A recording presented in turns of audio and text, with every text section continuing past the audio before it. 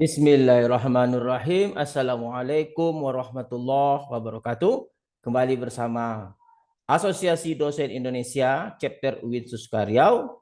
Saya Dr. Rado Yendra akan memandu program-program bagaimana Adi UIN Suskaryau beraktivitas, berpartisipasi untuk mencerdaskan anak bangsa.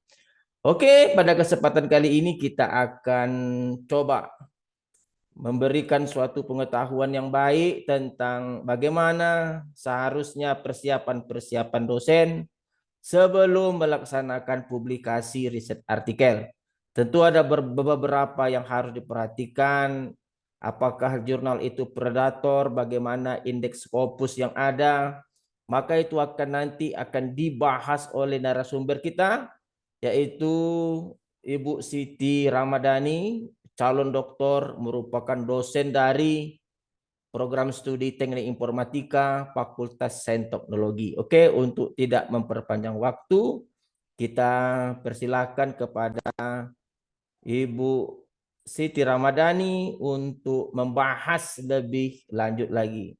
Kepada Ibu Siti Ramadhani kita persilahkan. Di video kali ini, saya ingin mengajak Anda untuk mengidentifikasi dan mengenali jurnal predator untuk bisa menghindari jurnal predator tersebut. Video ini akan dibagi menjadi beberapa bagian. Di awal kita akan mengidentifikasi jurnal dan mengidentifikasi jurnal predator. Di video berikutnya adalah tutorial cara menghindari jurnal predator, dan di video berikutnya lagi adalah bagaimana menentukan sebuah jurnal yang bereputasi. Berdasarkan artikel yang ditulis oleh Dr. Edwin Wijaya pada blognya alomedica.com ini, penjelasan beliau cukup mudah dipahami, bahwasanya kebutuhan untuk publikasi ilmiah di jurnal internasional itu dimanfaatkan oleh jurnal predator untuk mencari uang. Jurnal predator ini, mereka menerima sebanyak mungkin artikel tanpa menyaring kualitas penelitian yang dibuat. Nah, publikasi ilmiah merupakan suatu hal yang penting dilakukan oleh seorang ilmuwan. Nah, publikasi dapat dilakukan di mana saja. Misalnya, kita ingin publikasi melalui koran, majalah, website, dan jurnal ilmiah. Untuk seorang ilmuwan, tempat yang dianggap paling baik dan bergengsi untuk melakukan publikasi adalah jurnal ilmiah. Kenapa jurnal ilmiah? Nah, keunggulan publikasi pada jurnal adalah terdapatnya proses peer review, di mana jurnal yang akan dipublikasi itu kontennya direview terlebih dahulu oleh reviewer ahli di bidang tersebut. Maka, hal ini akan membedakan dia dengan sarana publikasi lainnya seperti koran dan majalah, yang hanya melalui proses penyuntingan oleh editor atau redaktur, dan proses penyuntingan tersebut umumnya hanya lebih fokus pada aspek tata bahasa saja. Oleh karena itu, artikel pada jurnal ilmiah yang direview sebelumnya melalui proses review oleh reviewer ahli dianggap lebih sahih dan dapat dipercaya. Nah, kemudian jurnal ini dalam publikasinya memiliki beberapa model bisnis. Ada 3 model bisnis jurnal ilmiah. Ada jurnal tradisional, jurnal open access, dan model campuran. Untuk jurnal tradisional, di sini penulis hanya dibebankan sedikit biaya atau tanpa biaya sekalipun untuk proses submission dan peer review. Biaya untuk proses penyuntingan dibebankan kepada pembaca, baik individu maupun institusi, yang mana pembaca atau institusi harus membayar biaya berlangganan untuk bisa mengakses artikel jurnal. Dan terkadang pembayaran juga harus dilakukan per artikel. Jadi jenis jurnal tradisional ini adalah jenis jurnal berlangganan. Kemudian jurnal open access.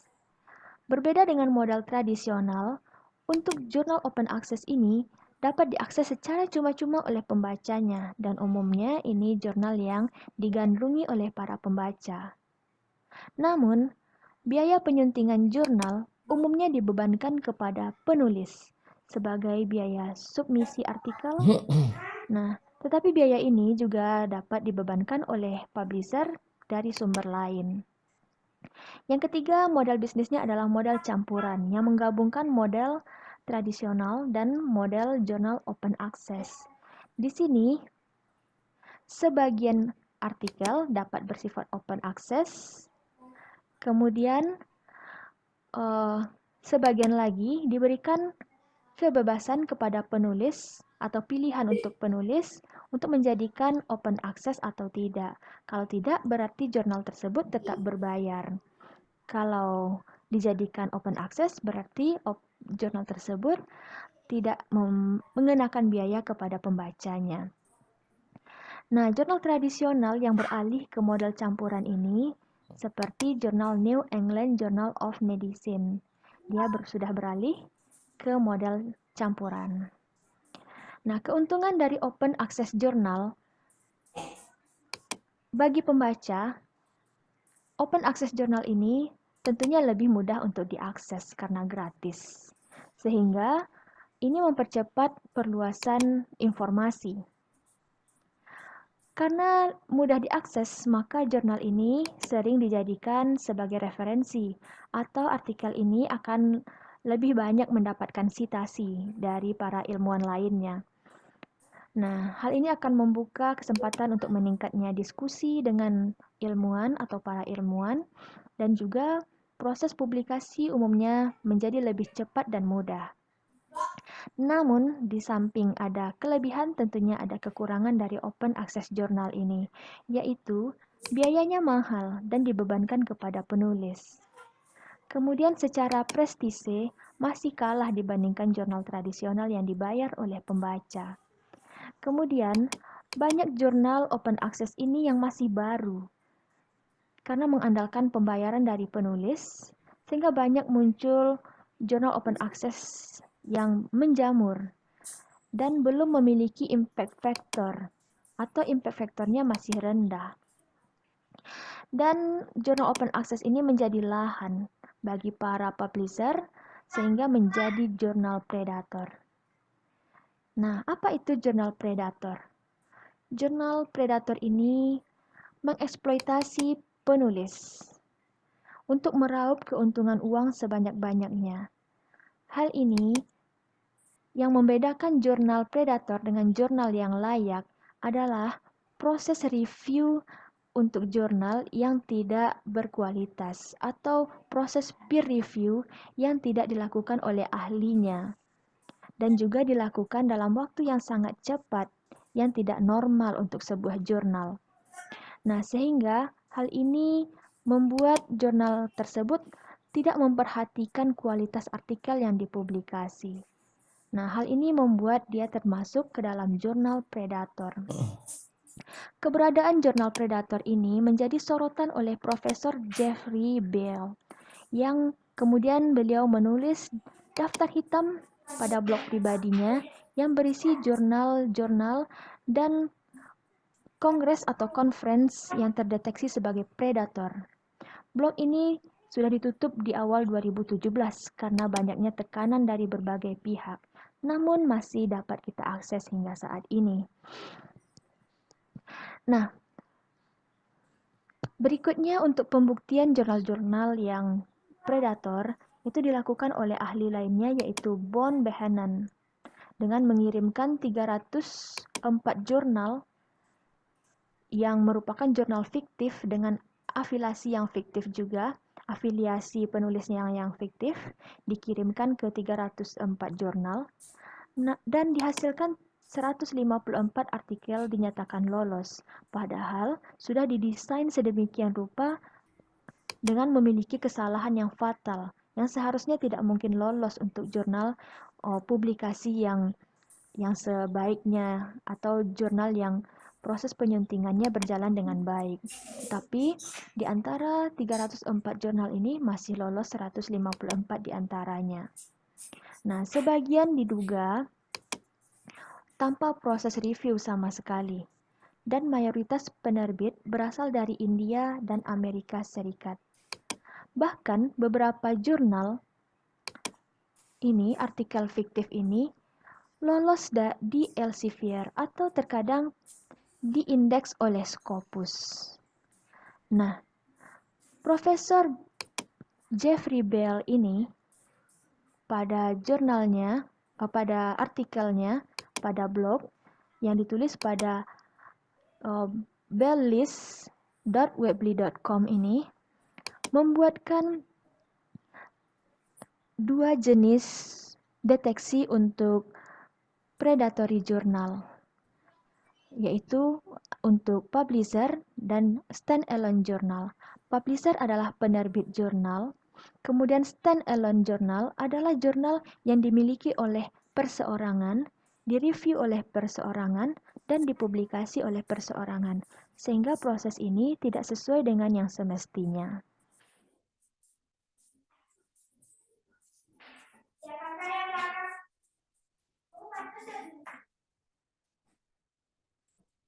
Oke, itu tadi suatu pembuka bagaimana suatu riset artikel itu dapat diteliti dengan baik. Oke, kita coba lanjutkan kembali kajian oleh Ibu Siti Ramadhani dengan kajian selanjutnya, yaitu cara mendeteksi jurnal predator. Kepada Ibu Siti Ramadhani kita persilahkan untuk membahas kajian dengan lebih baik. Pada video sebelumnya, kita telah menyinggung mengenai model bisnis jurnal ilmiah, di mana jurnal adalah tempat publikasi oleh para ilmuwan yang dipandang lebih sahih dan dapat dipercaya. Hal ini karena jurnal melalui proses review oleh ahli di bidang tersebut, sehingga proses peer review ini membedakan publikasi jurnal dengan jenis publikasi lainnya seperti koran dan majalah yang hanya melalui proses penyuntingan oleh editor atau redaktur. Dan proses penyuntingan pada publikasi koran dan majalah ini umumnya lebih fokus pada bahasa saja. Tetapi pada jurnal, proses review dilakukan oleh ahli di bidang tersebut. Nah, untuk jurnal ilmiah, ada 3 model bisnis pada publikasinya, yaitu model publikasi jurnal tradisional, kemudian jurnal model open access, dan model bisnis model campuran. Untuk jurnal tradisional, penulis hanya dibebankan sedikit biaya untuk publikasi, atau bahkan tanpa biaya. Kemudian, biaya proses penyuntingan akan dibebankan kepada pembaca, baik individu maupun institusi, yang mereka harus berlangganan dengan membayar biaya berlangganan untuk bisa mengakses jurnal ini. Dan pembayaran kadang juga dapat dilakukan per artikel. Berikutnya, ada jurnal open access yang berbeda dengan model tradisional, di mana jurnal open access ini dapat diakses secara cuma-cuma oleh pembacanya. Nah, kemudian biaya penyuntingan jurnal umumnya dibebankan kepada penulis sebagai biaya submisi artikel. Tetapi, biaya ini juga dapat dicari dari sumber lain. Model yang ketiga adalah model campuran, di mana jurnal ini sebagian artikelnya bersifat open access, di mana pembaca tidak dikenakan biaya. Kemudian pada model campuran ini, penulis diberikan pilihan untuk menjadikan artikelnya open access atau tidak. Kalau open access berarti pembaca tidak membayar. Kalau tidak open access berarti pembaca dikenakan biaya berlangganan. Nah, sebagian jurnal tradisional, ini ada contohnya, yaitu jurnal New England of Medicine. Ini sudah beralih ke model campuran ini, di mana pembaca tidak dikenakan biaya berlangganan dan penulisnya juga berhak menjadikan artikelnya ini open access atau tidak. Nah, jurnal open access ini di samping memberikan kemudahan dalam akses oleh pembaca, mudah dalam mendapatkan sitasi, kemudian dapat berefek pada meningkatnya diskusi, serta umumnya lebih cepat untuk proses publikasi.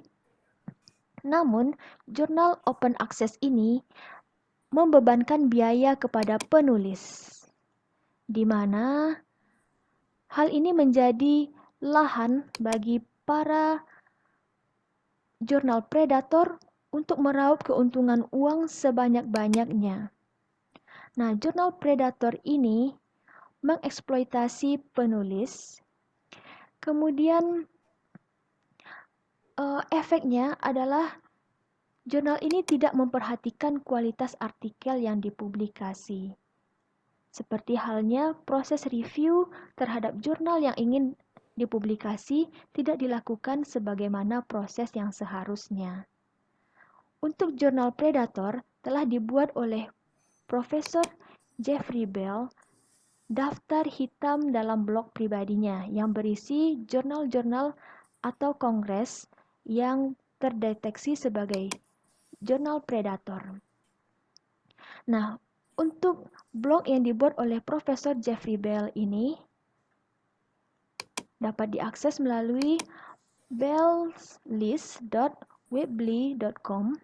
Di sini, di web ini, ada dua model yaitu publisher dan stand-alone journal. Publisher adalah penerbit jurnal, kemudian stand-alone journal adalah jurnal yang dimiliki oleh perorangan, direview oleh perorangan, dan dipublikasi oleh perorangan, sehingga hal ini menyalahi proses jurnal yang semestinya.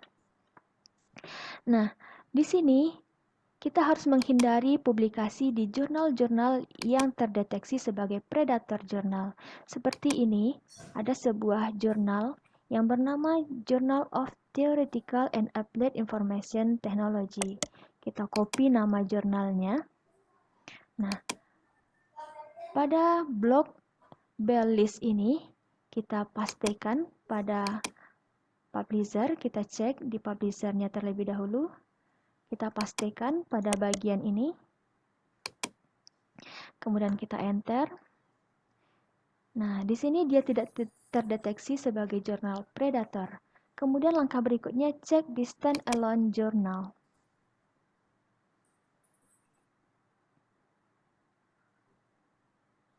Kita pastikan lagi. Enter. Nah, di sini dia terdeteksi sebagai jurnal yang stand-alone. Dia termasuk ke dalam kategori jurnal predator. Nah, apakah jurnal ini tidak terdapat pada jurnal yang bereputasi? Kita coba mendeteksi melalui Simago JR. Simago JR ini adalah daftar jurnal yang terindeks Scopus. Nah, nama jurnal tadi kita pastikan di Simago ini. Kita enter. Nah, jurnal ini terdapat pada daftar jurnal yang terindeks Scopus. Nah, ini di Pakistan. Di Scopus, dia memiliki H indeks 20. Dan impact faktornya adalah berada di kuartil 3 untuk computer science dan pada theoretical computer science-nya berada di kuartil 4. Nah, tanpa melakukan pengecekan melalui web yang ditulis oleh Profesor Jeffrey Bell ini, tentunya kita akan dapat terjebak pada publikasi di jurnal yang terdeteksi sebagai jurnal predator. Nah, semoga tutorial ini dapat membantu Anda untuk menghindari jurnal predator. Oke, terima kasih atas penjelasan yang sangat luar biasa dari Ibu Dr. Siti Ramadhani. Selanjutnya kita coba pastikan kita dapat pencerahan terhadap bagian terakhir dari sesi persiapan sebelum publikasi ini dengan materi cara mendeteksi indeks Scopus dan Web of Science. Oke, pada Ibu Dr. Siti Ramadhani kita persilakan dengan segala hormat. Video ini merupakan lanjutan dari video 1 dan video 2 yang masing-masingnya membahas mengenai identifikasi untuk menghindari jurnal predator dan tutorial untuk menghindari jurnal predator.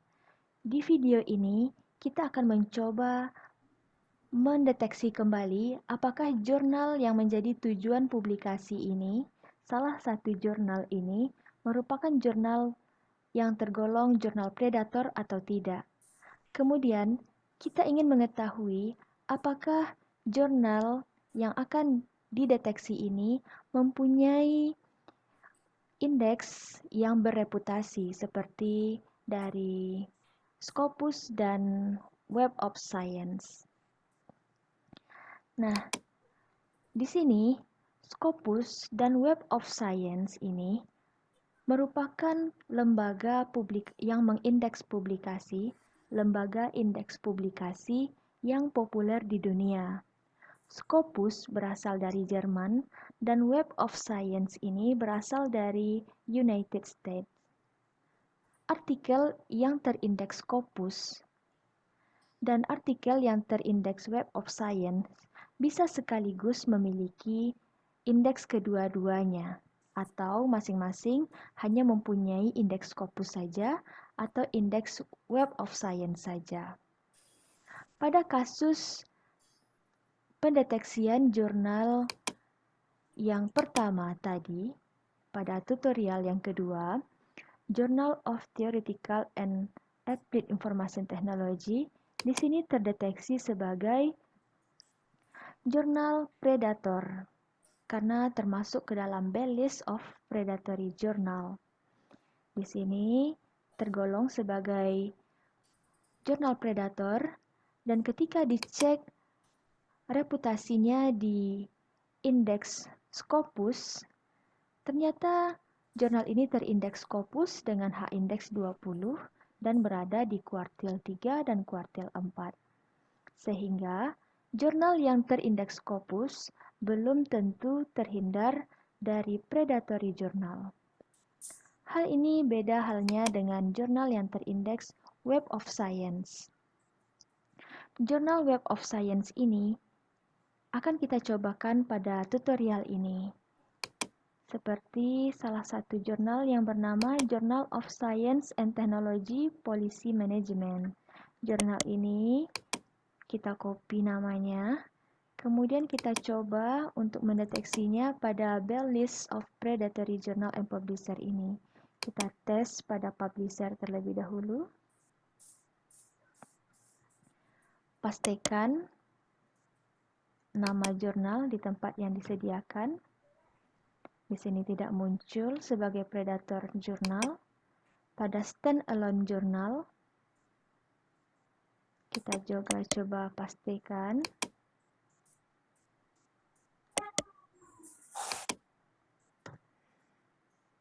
Juga tidak terdeteksi sebagai predatory journal.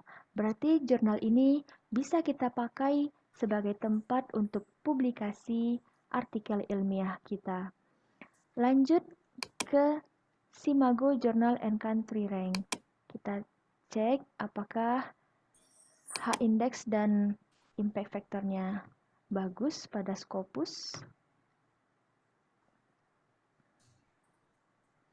Nah, jurnal ini dipublikasi di United Kingdom.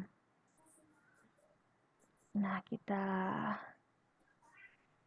coba cek yang ini.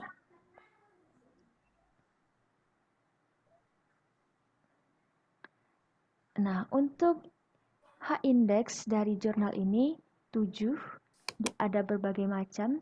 Ini yang lebih pas, Emerald Group Publishing. Nah, H-index-nya 7 pada Scopus dan berada pada rata-rata pada kuartil 3 untuk impact factor-nya. Nah, berarti jurnal ini terbebas dari plagiat, tetapi pada Scopus H-index-nya rendah. Nah, kemudian kita berlanjut ke Clarified Analytics. Anda silahkan akses di Clarified Analytics, cari di Google, ini tampilannya. Kemudian kita pastikan nama jurnal tadi di sini. Ini adalah jurnal terbitan Web of Science. Ini bagian yang ini. Untuk yang jurnal yang dicek dengan Simago Journal and Country Rank adalah bagian dari Scopus. Nah, untuk mendeteksi Web of Science, kita gunakan Clarified Analytics. Nah, di Clarified Analytics kita pastikan nama jurnal, kemudian full journal title. Kita cari. Nah, di sini jurnal ini terbaca sebagai jurnal yang terindeks oleh Web of Science. Ini coverage-nya ini adalah indeks. Indeksnya itu adalah ESCI. Ada beberapa jenis indeks dari Web of Science ini, ada SSCI, ada ESCI, dan ada Scopus.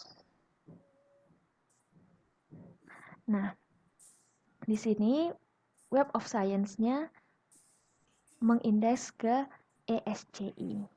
Berarti jurnal ini mempunyai reputasi di Scopus dan jurnal ini juga mempunyai reputasi atau terindeks oleh Web of Science pada bagian ESCI. Oke, sekian tutorial ini. Jika Anda mempunyai atau ingin mempublikasi ke sebuah jurnal, lakukan deteksi jurnal predatory ini. Kemudian Anda cek ke Simago Journal Country Rank untuk mencek reputasi pada Scopus, dan juga lakukan pengecekan pada Web of Science pada Clarified Analytics. Demikian video ini, semoga bermanfaat. Oke, itu tadi bagian akhir dari persiapan para peneliti, dosen, mahasiswa untuk mempublikasikan hasil penelitiannya di jurnal internasional. Semoga bermanfaat. Asosiasi Dosen Indonesia bersama Dr. Radendra undur diri. Jumpa lagi pada sesi-sesi berikutnya.